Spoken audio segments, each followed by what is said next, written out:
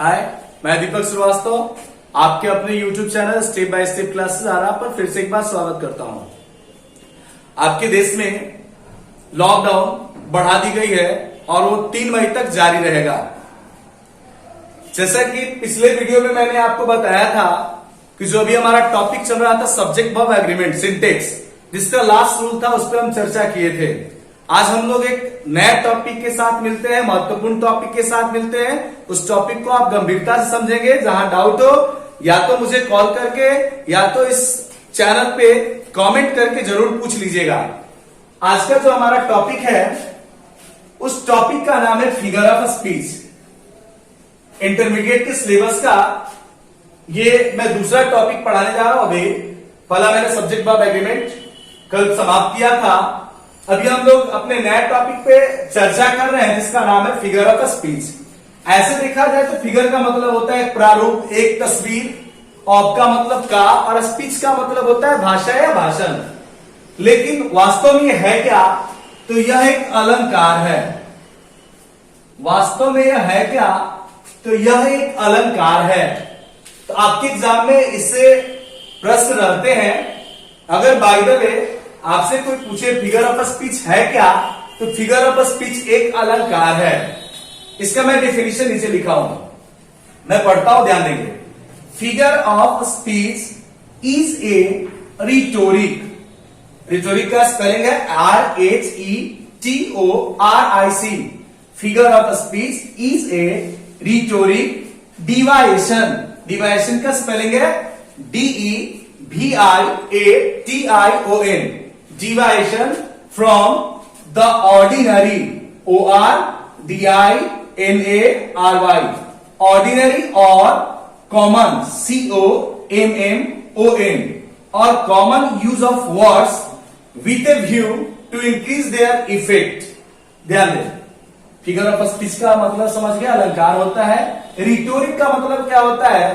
तो रिटोरिक एक पार्टिकुलर एक स्पेशल वर्ड आता है, सुंदर के लिए आता है। ठीक, तो अगर आपसे कोई पूछता है फिगर ऑफ स्पीच क्या है, तो आप बताएंगे यह एक अलंकार है जो करता क्या है, तो किसी भी साधारण, किसी भी सामान्य अर्थ वाले वाक्यों को इफेक्टिव बना देता है। किसी भी, मैं हिंदी में लिखा हूं, किसी भी सिंपल से स्पेशल, किसी भी साधारण बात को बढ़ा चढ़ा के कहना फिगर ऑफ स्पीच है। और यह क्या है? एक अलंकार है। अलंकार का मतलब एक आभूषण, एक गहना है। किसका? तो ये शब्दों के लिए प्रयोग किया जाता है, वाक्यों के लिए प्रयोग किया जाता है, उसे सुसज्जित करने के लिए, उसे डेकोरेट करने के लिए। फिर से एक बार देखते हैं, कोई पूछता है फिगर ऑफ स्पीच क्या है, तो आप एक शब्द बोलेंगे यह एक अलंकार है। और ये करता क्या है? तो किसी भी सिंपल, किसी भी कॉमन, किसी भी ऑर्डिनरी चीजों को, ऑर्डिनरी बातों को पार्टिकुलर बनाता है, स्पेशल बनाता है, खास बनाता है, उसे फिगर ऑफ स्पीच कहते हैं। किसी भी कॉमन बात को इफेक्टिव बना देता है, प्रभावशाली बना देता है, फिगर ऑफ स्पीच कहते हैं। आगे देखते हैं फिगर ऑफ स्पीच के कितने प्रकार होते हैं। तो जैसा कि मैं लगभग 11 प्रकार के बारे में चर्चा किया हूं। इसमें कुछ ऐसे भी होते हैं जैसे जो मैं नहीं लिखा हूं, पन होता है, PUN पन, एपिग्राम भी होता है। लेकिन आपके इंटरमीडिएट के सिलेबस को देखते हुए, आपके इंटरमीडिएट के सिलेबस को देखते हुए ये 7 ही महत्वपूर्ण है, जिसको मैं रेड मार्कर से टिक करता हूं। ये आपके इंटरमीडिएट के सिलेबस के अनुसार है। इंटरमीडिएट के सिलेबस में इन 7 टॉपिक पर आपको पढ़ना होगा, आपको जानकारी रखना होगा। और उन 7 में जो सबसे महत्वपूर्ण है, जो सबसे महत्वपूर्ण है वो आपके, जो मैं E नंबर में लिखा हूं और F नंबर में लिखा हूं, ये सबसे महत्वपूर्ण है। फिगर ऑफ स्पीच के लगभग मैंने 11 पार्ट्स के बारे में चर्चा किया है। Kinds of figure of speech लिख के मैंने A से लेकर K तक लिखा हूं। लेकिन आपके इंटरमीडिएट के सिलेबस में E से लेकर K तक यानी कुल 7 महत्वपूर्ण है।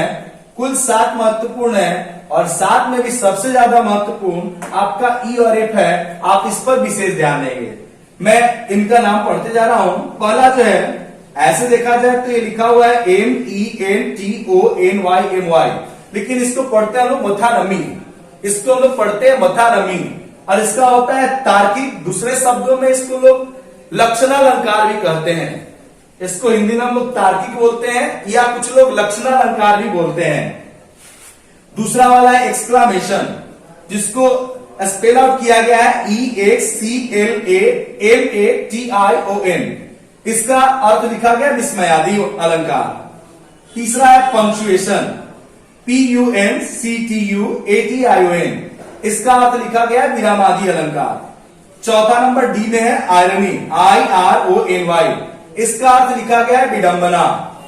पांचवा है सिमली, SIMILE उपमा। इसको हम लोग मेटाफर पढ़ते हैं, METAPHOR। इसका अर्थ होता है रूपक अलंकार। उसके बाद है पर्सोनिफिकेशन, पर्सोनिफिकेशन PERSONIFICATION। उसके बाद है आपका ऑक्सीमोरोन, सॉरी एपोस्ट्रोफे। एपोस्ट्रोफे का स्पेलिंग था APOSTROPHE। इसका अर्थ होता है लोग। उसके बाद आई नंबर में ऑक्सीमोरोन, OXYMORON, विरोधाभास। उसके बाद है आपवली, HYPERBOLE, अतिशयोक्ति पढ़ते हैं। और के नंबर में जो मैं लिखा हूं ओनोमाटोपिया, ओनोमाटोपिया, जिसका स्पेलिंग है ONOMATOPOEIA। इसका अर्थ होता है ध्वनि सूचक। तो अभी तक हम लोग पढ़े क्या, फिगर ऑफ स्पीच है क्या, तो एक अलंकार है। इसका काम क्या होता है, तो किसी भी कॉमन सिंपल वर्ड जो होते हैं उसको इफेक्टिव बना देता है, प्रभावशाली बना देता है। उसी को हम लोग क्या बोलते हैं, फिगर ऑफ स्पीच कहते हैं। आप किसी को समझा सकते हैं कि किसी भी छोटी मोटी बात को, किसी भी साधारण बात को बढ़ा चढ़ा के कहना फिगर ऑफ स्पीच कहलाता है।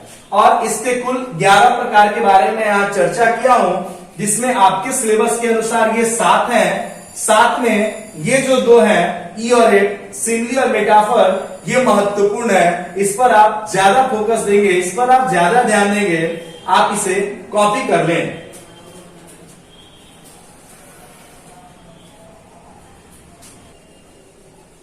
आगे ध्यान दिया जाए, जैसे मैं बताया अभी कि फिगर ऑफ स्पीच को मुख्यतः 11 भाग के बारे में चर्चा किया था, ए से के तक, जिसमें पहला वाला जो था वो मेरा मथानमी। अब इसके डेफिनेशन को देखते हैं और इसके मतलब को समझते हैं। तो मैं पहले लिखा हूं, इसका स्पेलिंग मैं एक बार बोल चुका था, फिर से बोल रहा हूं, MENTONYMY। इसका उच्चारण होता है मथानमी, मथानमी।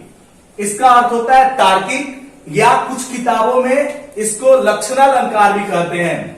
मैं लिखा हूं, it is fully depend upon, it is fully depend upon object और the words which are used on the place of object to give its real meaning or sense।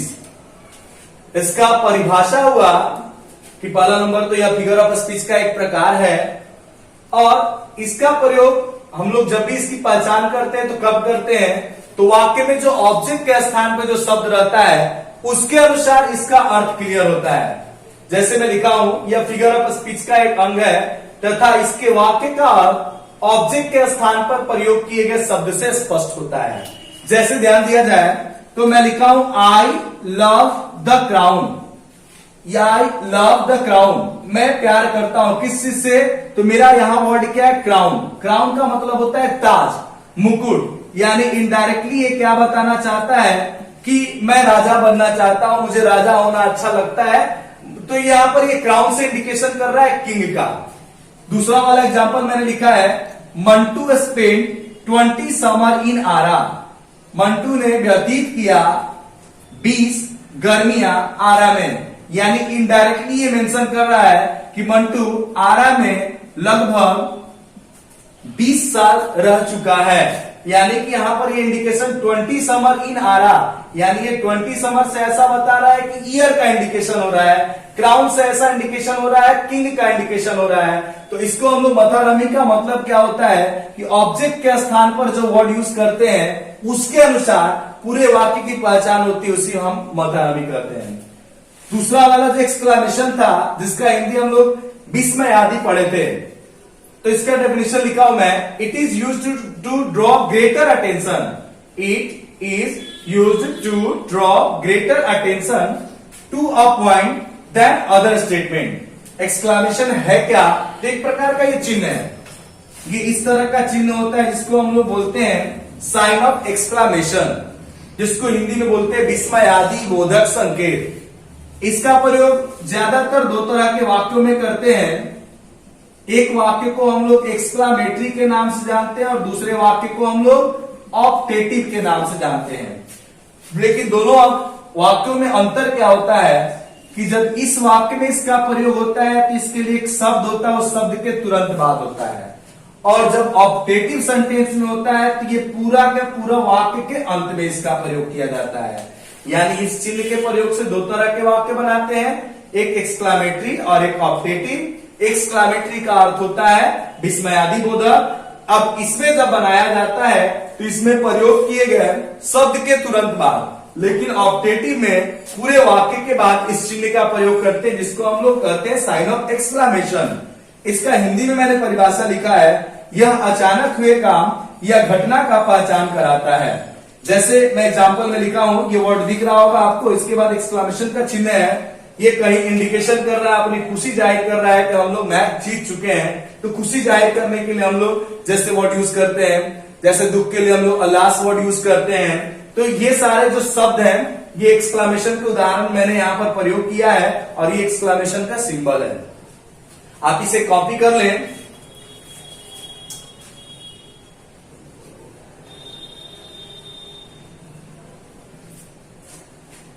अगर आपका कॉपी हो गया हो तो आज अपने इस 2 पॉइंट के साथ आज यही अपने वीडियो को खत्म करते हैं, अपनी पढ़ाई को यही समाप्त करते हैं।